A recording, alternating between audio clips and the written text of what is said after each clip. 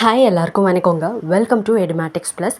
Election முடிஞ்சு தமிழ்நாட்டில் புது ஆட்சி அமைஞ்சு நம்ம தளபதி இப்போது முதலமைச்சர் சீட்டில் உட்காந்தாச்சு. ஆட்சி எப்படி போகுது, திட்டங்கள் என்னாச்சுன்னு சோஷியல் மீடியாவில் ஒரு பக்கம் டிபேட் ஓடிட்டு இருந்தாலும் பத்திரிகையாளர் வட்டாரத்தில் இப்போது ஒரே ஒரு கேள்வி தான் மரண ட்ரெண்டிங்னு சொல்லணும். ஏங்க, நம்ம சிஎம் ஏன் ப்ரெஸ் மீட்டே கொடுக்க மாட்டேங்கிறாரு? மைக்கை நீட்டினா அப்படியே ஒரு அண்ணன் புன்னகையை வீசிட்டு சைலண்ட்டாக எஸ்கேப் ஆகி காரில் ஏறிடுறாரு. ஏன்? இந்த கேள்வி தான் போயிட்டுருக்கு. பொதுவாக சொல்லணுன்னா சினிமாவில் தான் சைலன்ஸ் ஆக்ஷன்னு சொல்லுவாங்க. ஆனால் இங்கே அரசியல்லையும் நம்ம முதலமைச்சர் only silence, no press meet, இந்த கொள்கையே அவர் ஃபாலோ பண்ணுறாரோன்னு நெட்டிசன்கள்லாம் மீம்ஸ் போட ஆரம்பிச்சிட்டாங்க.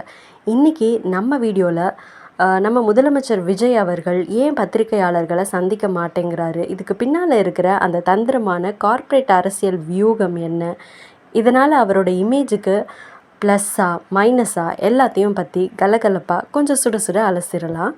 ஸ்கிப் பண்ணாமல் பாருங்கள். விஷயத்துக்குள்ளே போகிறதுக்கு முன்னாடி ஒரு குட்டி ஃப்ளாஷ்பேக். கட்சி ஆரம்பித்த புதுசில் மாநாட்டில் எல்லாம் மைக்கு பிடிச்சி நம்ம சிஎம் பேசின பேச்சு இருக்கே, அரசியல் களம்னா சண்டை செய்யணும், பயப்படக்கூடாது அப்படின்னு டயலாக் எல்லாம் சும்மா அனல் பறக்கும். அதை பார்த்துட்டு பத்திரிகையாளர்கள் எல்லாரும் அப்பாடா, தமிழ்நாட்டுக்கு கேப் விடாமல் ப்ரெஸ் மீட் வைக்கிற ஒரு சிஎம் கிடைக்க போகிறாரு அப்படின்னு கனவு கண்டாங்க. ஆனால் இப்போது சீன் அப்படியே உல்ட்டா. சம்பவ இடத்துக்கு போகிறது, விசிட் அடிக்கிறது, ஃபைலில் கையெழுத்து போடுறதுன்னு முதலமைச்சர் விஜய் செம்ம ஆக்டிவாக இருக்கார். ஆனால் இந்த கேமராமேன்களும் ரிப்போர்ட்டர்ஸ்களும் மைக்கை தூக்கிட்டு சார் ஒரே ஒரு கேள்வி சார்னு கேட்கும்போது மட்டும் நம்ம தளபதி கொடுக்குற அந்த எக்ஸ்ப்ரெஷன் இருக்கே, தம்பி நான் கிளம்புற நேரத்தில் ஏன் வம்பை விலை கொடுத்து வாங்குறீங்க அப்படின்னு சொல்கிற மாதிரி ஒரு லுக்கை விட்டுட்டு கார் கதவை சாத்திடுறாரு. ஏன் இந்த மாற்றம்? இந்த எஸ்கேபிசம் பின்னாடி இருக்கிற 4 முக்கியமான காரணங்களை இப்போ நம்ம பார்க்கலாம். ஃபஸ்ட்டு காரணம், வாயை கொடுத்து மாட்டிக்கக்கூடாது. காரணம் ரொம்ப சிம்பிள். அரசியலில் ஒரு பழமொழி சொல்லுவாங்க, பேசாமல் இருந்தவன் பிழைச்சிக்கிட்டான், பேசினவன் மாட்டிக்கிட்டான்னு. நம்ம ஊர் பத்திரிகையாளர்கள் சாதாரணமான ஆட்களா? சார் நேற்று எதிர்கட்சி தலைவர் உங்களை அப்படின்னு சொல்லிட்டாரே, அதுக்கு உங்கள் பதில் என்ன அப்படின்னு கொளுத்தி போடுற கேள்வியாக கேட்பாங்க. அதுக்கு யதார்த்தமாக எதையாவது சொல்ல போக அது சிஎம் காட்டம், விஜய் ஆவேசம்னு பிரேக்கிங் நியூஸ் ஆகி தேவையில்லாத பஞ்சாயத்தை கூட்டும். சினிமாவில் ரீடேக் வாங்கலாம், ஆனால் லைவ் ப்ரெஸ் மீட்டில் ரீடேக் வாங்க முடியுமா பாஸ்? அதான் நம்ம சிஎம்மோட ஆலோசகர்கள் டீமு, தலைவரே நீங்கள் எதுவும் பேசாதீங்க, நாங்கள் ப்ரெஸ் ரிலீஸ் கொடுத்துக்குறோம் அப்படின்னு லாக் பண்ணி வச்சுட்டாங்க போல். 2வது, கார்ப்பரேட் பாணி அரசியல் வியூகம். அடுத்தது, இது ஒரு பக்கா கார்ப்பரேட் ஸ்ட்ராட்டஜி தான். இப்போ இருக்கிற மாடர்ன் பாலிட்டிக்ஸில் பல பெரிய தலைவர்கள் இதுதான் பண்ணுறாங்க. அமெரிக்க பிரசிடெண்ட்லேருந்து நம்ம ஊர் டாப் லீடர்ஸ் வரைக்கும் நேரடியாக பத்திரிகையாளர்களை சந்தித்து விவாதம் பண்ணுறதை விட அவங்களோட சோஷியல் மீடியா டீம் மூலமாக ஒன்-வே கம்யூனிகேஷன் பண்ணுறதை தான் விரும்புகிறாங்க. சிஸ்டம் என்னன்னு பார்த்தீங்கன்னா, எக்ஸ் பக்கத்தில், அதாவது ட்விட்டர்னு சொல்லுவோன்னு, ஸோ எக்ஸ் பக்கத்தில் ஒரு போஸ்ட்டு இல்லைன்னா பிஆர்ஓ மூலமாக ஒரு அறிக்கை.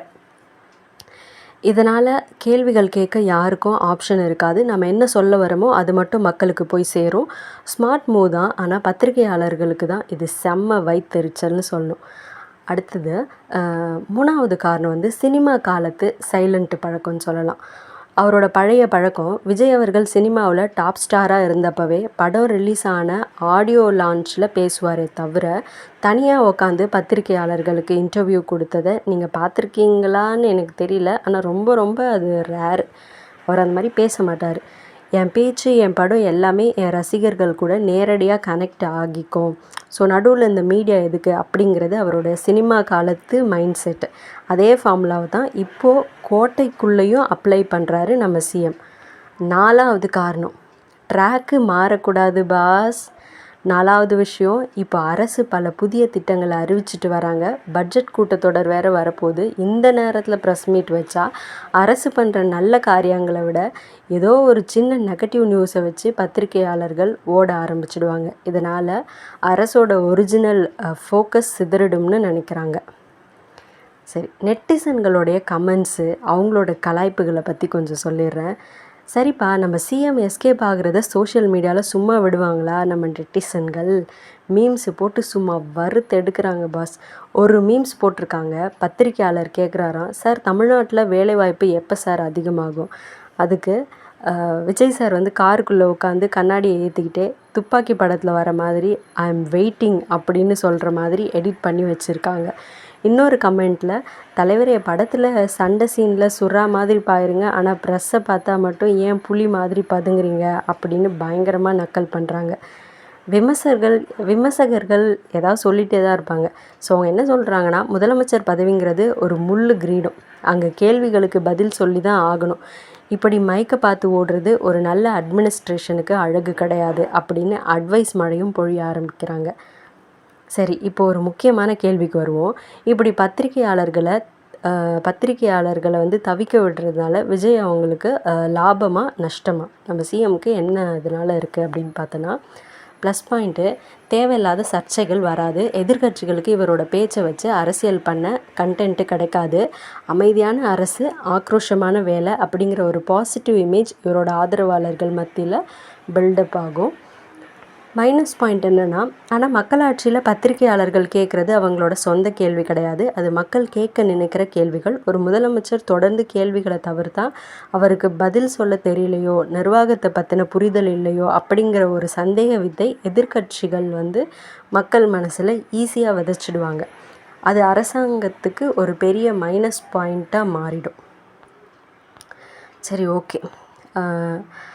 சினிமாவில் வேணால் பேசுகிறது கம்மி, ஆக்ஷன் ஜாஸ்தி அப்படிங்கிற டயலாக் கைத்தட்டல் வாங்கும். ஆனால் அரசியலில், குறிப்பாக தமிழ்நாட்டு அரசியலில் மக்கள் முன்னாடியும் ஊடகங்கள் முன்னாடியும் நின்று கெத்தாக பதில் சொல்கிற தலைவர்களை தான் இந்த மண் காலங்காலமாக பார்த்துருக்கு. கலைஞர், ஜெயலலிதா, எடப்பாடியார், ஸ்டாலின் அப்படின்னு சொல்லி எல்லாரும் ஏதோ ஒரு கட்டத்தில் ப்ரெஸ் மீட்டில் அதிரடி காட்டியிருக்காங்க. இப்போது நம்ம புது சிஎம் விஜய் அவர்களும் இந்த சைலண்ட் மோடை உடைச்சி எப்போ வந்து மைக்கு முன்னாடி வந்து மாஸாக கெத்தாக பத்திரிகையாளர்களுடைய கேள்விகளுக்கு பதில் சொல்ல போகிறாரு அப்படிங்கிறது தான் ஒட்டுமொத்த தமிழ்நாட்டோடைய எதிர்பார்ப்போம். ஸோ நாங்கள் கேட்குற கேள்வி இதுதான் மக்களே, நம்ம சிஎம் விஜய் ப்ரெஸ்ஸை சந்திக்காமல் இப்படி சைலண்ட்டாக இருக்கிறது சரியா தப்பா? அவர் சீக்கிரம் ஒரு ஓப்பன் ப்ரெஸ் மீட் வைக்கணும்னு நீங்கள் நினைக்கிறீங்களா? உங்களுடைய உங்களோட மைண்ட் வாய்ஸ் என்ன, உங்களோட உள் மனசு என்ன சொல்லுது அப்படிங்கிறத கீழே இருக்கிற கமெண்ட் பாக்ஸில் அப்படியே மெசேஜாக போட்டு விட்டுருங்க. இந்த வீடியோ உங்களுக்கு பிடிச்சிருந்தா லைக் பண்ணுங்கள், உங்கள் ஃப்ரெண்ட்ஸுக்கெல்லாம் ஷேர் பண்ணுங்கள். நம்ம சேனலுக்கு இன்னும் நீங்கள் சப்ஸ்கிரைப் பண்ணலன்னா உடனே பெல் பட்டனை தட்டி சப்ஸ்கிரைபும் பண்ணிக்கோங்க. அடுத்த ஒரு சூப்பரான அரசியல் கண்டென்ட்டோடு உங்களை வந்து நான் பார்க்குறேன். டாடா, பபாய்.